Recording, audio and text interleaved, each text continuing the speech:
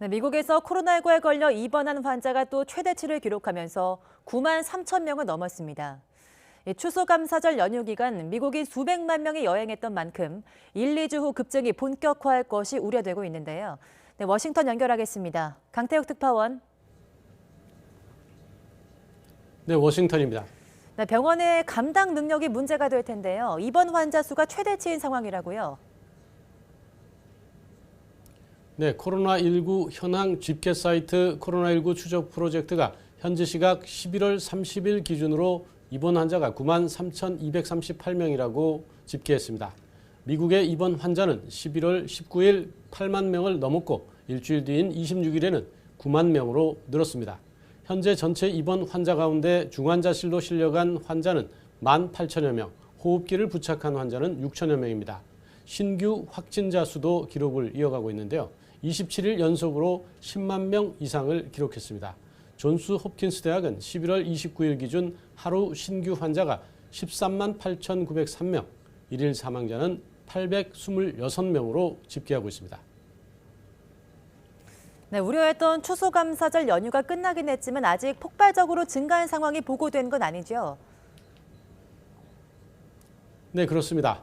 미국에서 흩어진 가족들이 모이는 최대 명절과 같은 연휴가 추수감사절인데요. 연휴를 앞두고 공항 검색대를 통과한 수가 500만 명에 이르고 있습니다.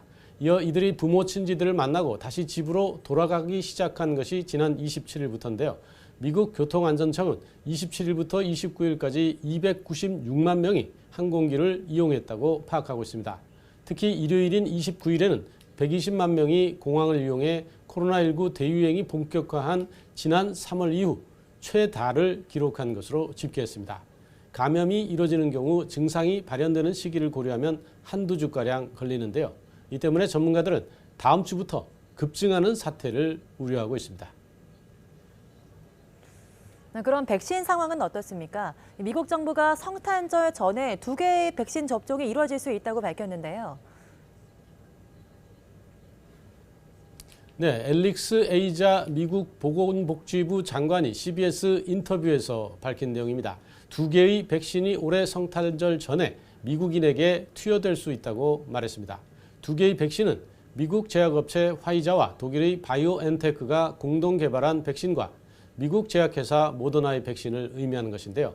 화이자는 이미 긴급 사용을 승인해달라고 미국 식품의약국 FDA에 신청한 상태이고 모더나도 FDA와 유럽의약품청에 긴급 사용을 신청하기로 했습니다. 미국 FDA는 12월 10일 자문위원회를 열고 화이자 백신에 대한 긴급 사용 승인 신청을 심사하기로 했습니다.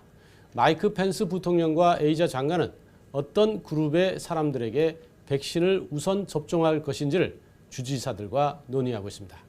지금까지 워싱턴에서 YTN 강태욱입니다.